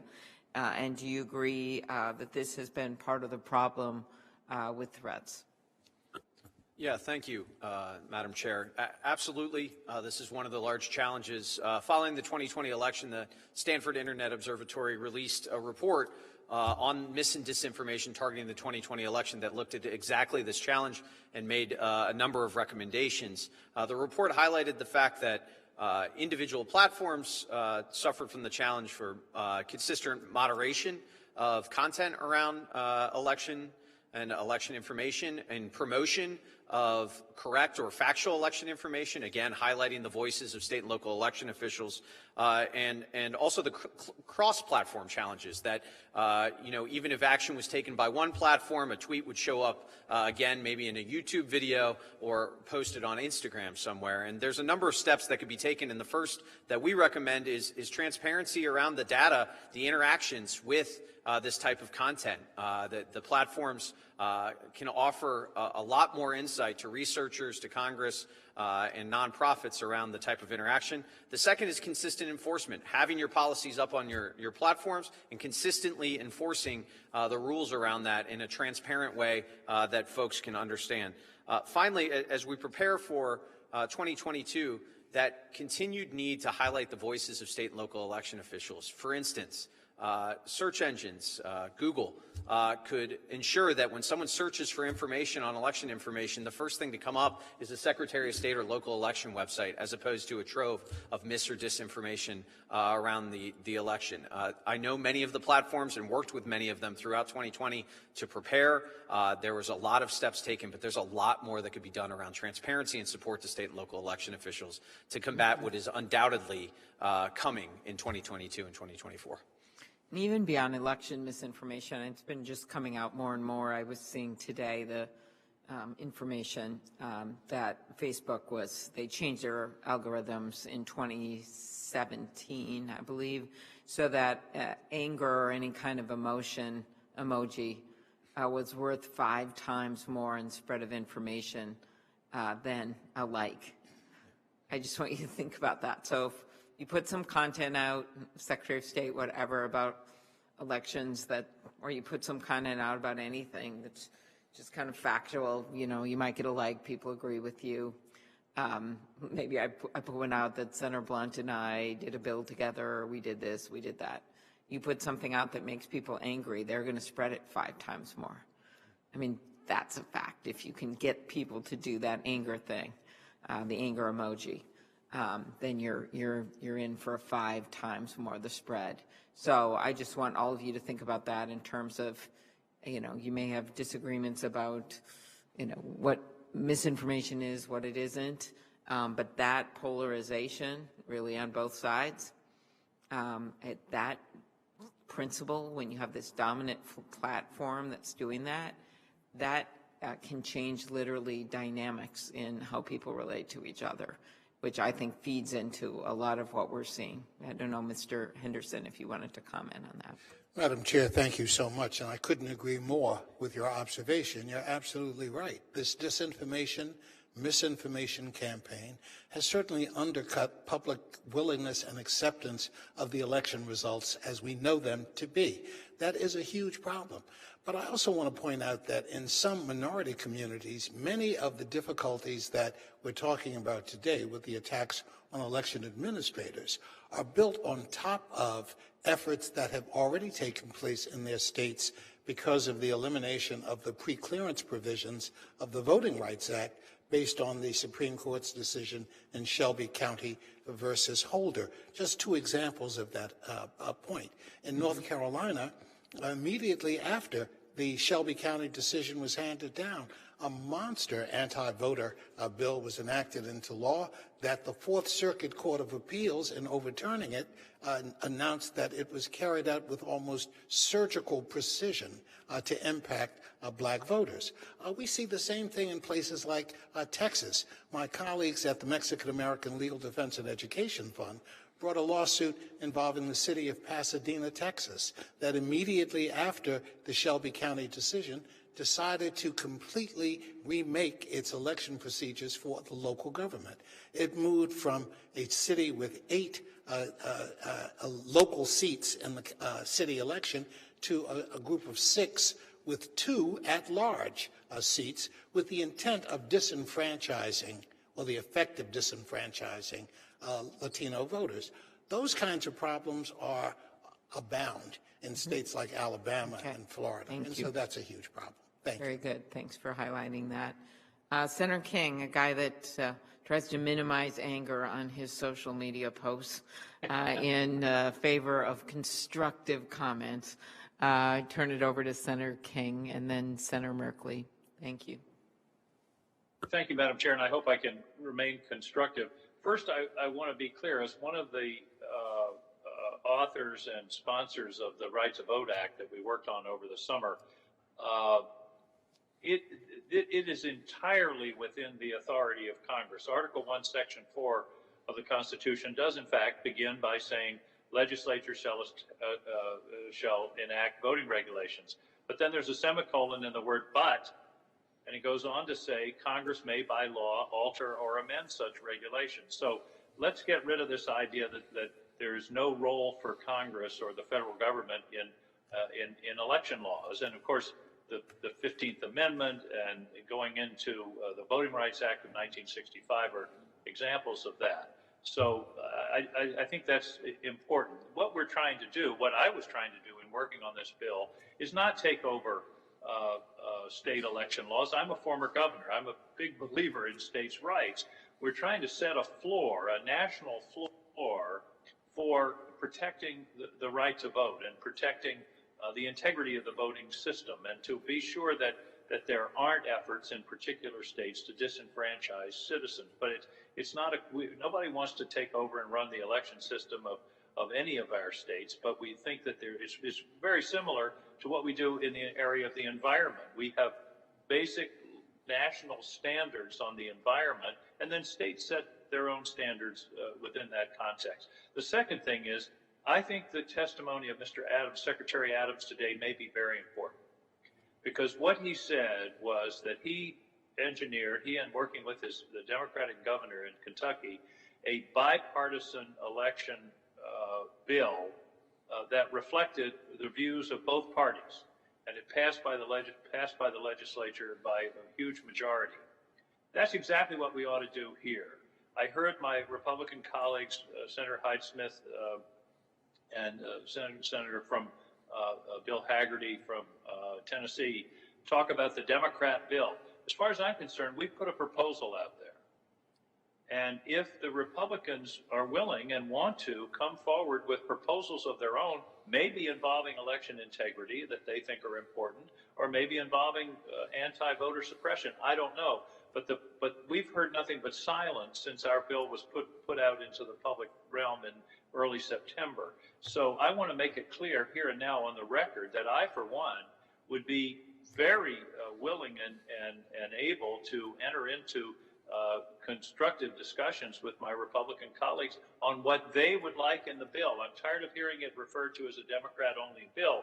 It's a Democrat-only proposal, but now is the time for negotiations. And now is the time for Republicans to come forward and say, okay, here's the way we think we should do it. And I think I'm speaking for my colleagues in the Democratic caucus. I, of course, am independent, but I think this is a time when we ought to try to come together as two parties and work on a bipartisan proposal to deal with the issue of voter suppression, and indeed, if there are questions of voter integrity that need to be dealt with that ought to be part of this package, let's bring them forward and have those discussions. So, you can't clap with one hand. We need both sides to come to the table, and I think the example of what happened in Kentucky, what Secretary Adams has testified to today, is a terrific example for us to follow. And I, for one, am ready to follow that example. So I address my comments to Chairman Blunt or to Vice Chair Blunt and to his Republican colleagues. If there are issues on elections that you're concerned about, or if there are provisions of the bill that we've come forward with that you're concerned about, bring them forward to us, and let's try to work something out. And the American people, it would be a great thing for the American people to see Congress working in a bipartisan way to deal with elections, to try to de-escalate the conflict to some extent and get us to a place where we're able to come to some reasonable consensus that will protect access, but also protect the integrity of the ballot. So that's what I wanted to add to the conversation, Madam Chair, and I hope you'll second me and say that you yourself, as one of the authors of the Right to Vote Act, would also be willing and anxious to enter into these discussions should our colleagues on the other side of the aisle be willing to make their own proposals. Thank you, Madam Chair. Of course, we're always open to that. It's just been very difficult because time's ticking by here.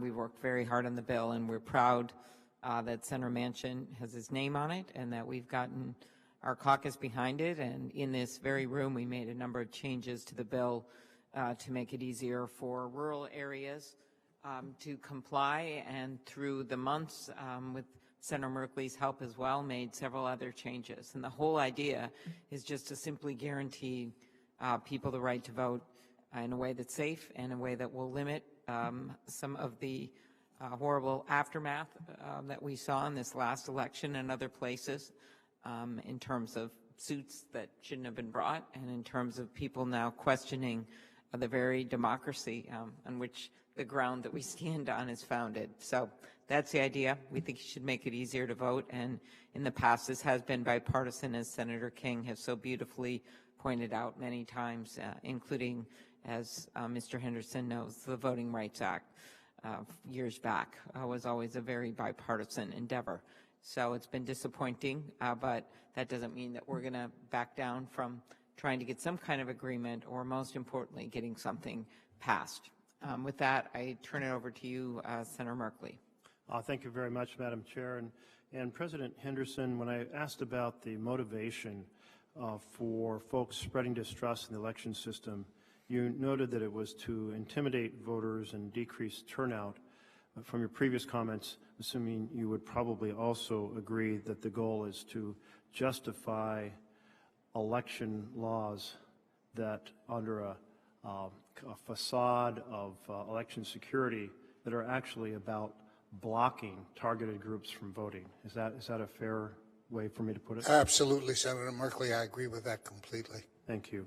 I was thinking about how historians look at an 80-year period in which the only thing that was blocked by extended debate in the filibuster were laws to protect the voting rights and political power of Black Americans for 80 years.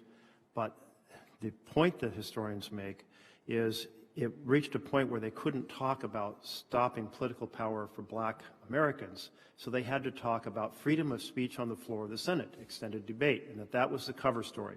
First Amendment was the cover story for blocking political power for Black Americans. Is the argument about, or the discussion of election fraud the cover story today for blocking the political power of Black Americans and other citizens from minority communities? I think your analogy, Senator Merkley, is absolutely on point. I think the argument that we are now dealing with a climate of fraud and insecurity about our elections, which is based, again, on the big lie, based on information that has been refuted time and again in a bipartisan way, not just by Democrats, but by the previous president's Department of Homeland Security, saying that it's the most secure election we've had. That kind of information is ignored in favor of the disinformation, misinformation, much of it found on Facebook and other social platforms, but of course reinforced by statements of the previous president that somehow he lost the election through fraud. And that is used to justify harsh new legislation that has the effect of blocking Black, brown, Native voters, Asian American voters from participating, even though those are the voters where we see the largest level of demographic growth in communities that would author, or rather provide voters at polls. And so I agree with you completely. Thank you. Secretary Hobbs.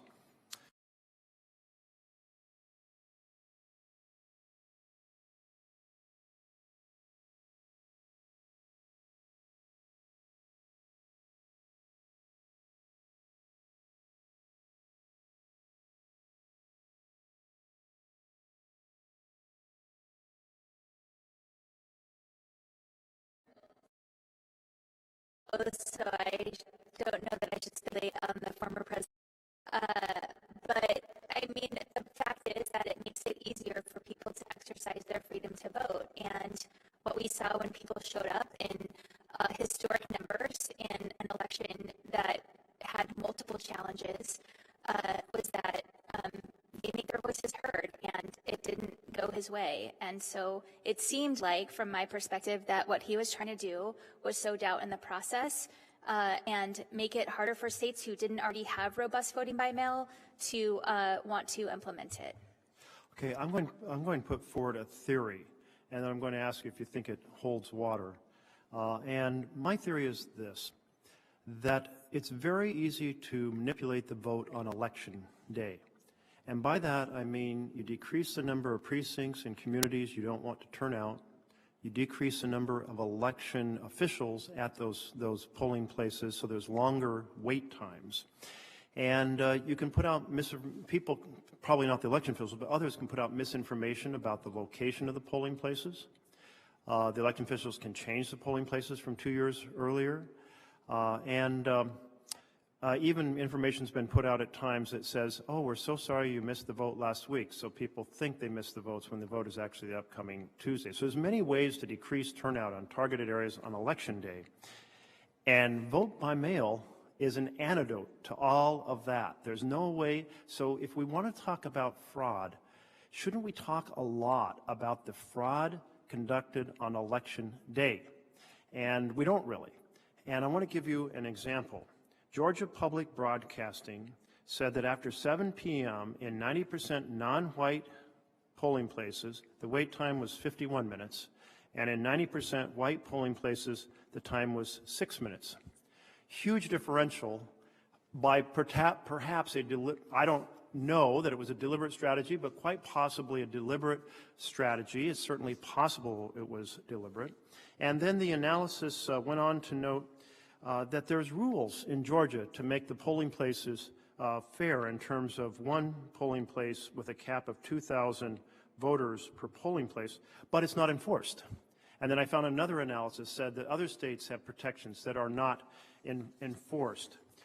My point here is that when I think about the 1 out of 1.6 million votes cast in Oregon that has been found to be election fraud, and across the country similar rates, aren't we facing really a lot of election day fraud where strategies to make it hard for some people to vote in their community as opposed to other communities?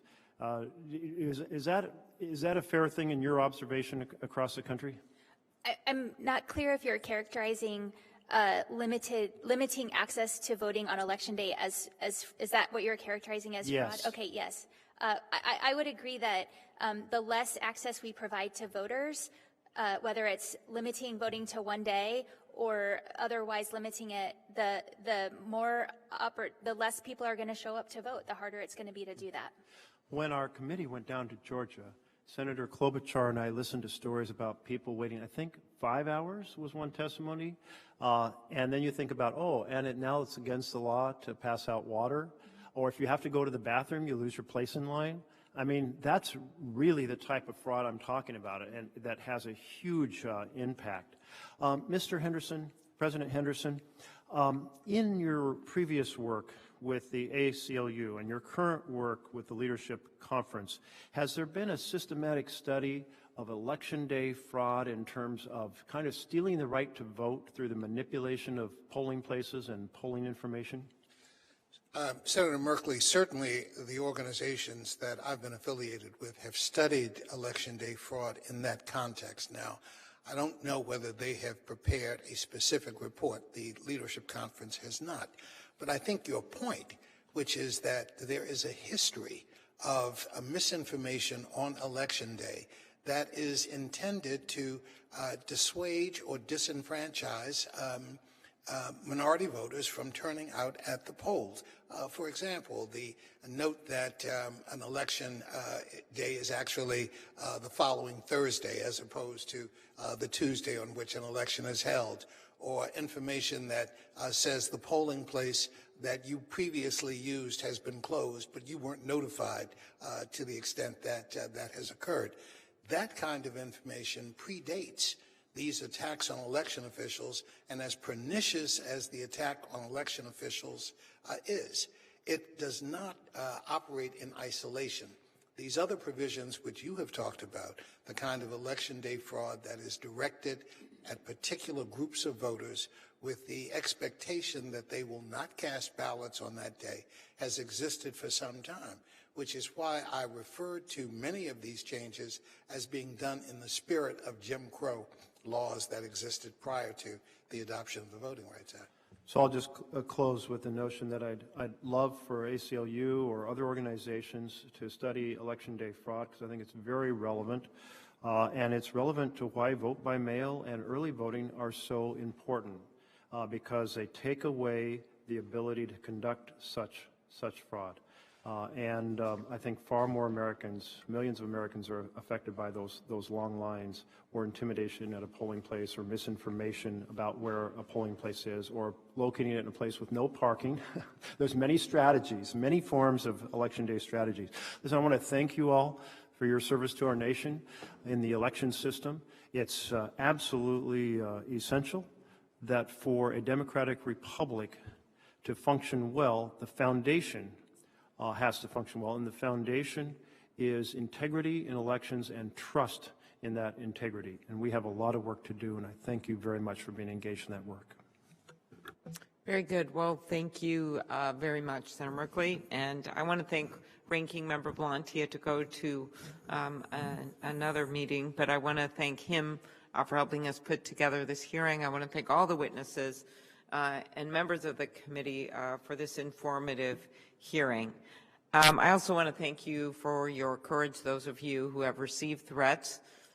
Most likely everyone who is a witness has received a threat one way or another, as we all know up on this side of the dais. And I want to thank you for being willing to come forward. Commissioner Schmidt, your testimony about receiving a message saying tell the truth or your 3 kids will be fatally shot, I don't think anyone's going to forget that testimony as we look to what we need to do to fix this situation. The names of your 7-year-old son, 11 and 14-year-old daughters, your address, photos of your house brings home just how horrifying these threats can be. We can all agree that these attacks on election workers and their families are inexcusable, and that if we don't act, we can't expect public servants to continue to perform the essential tasks of administering our free and fair elections. As we pointed out, it isn't just in urban areas, it's in suburban areas, it's in rural areas where they may have even less access to law enforcement assistance, as you pointed out.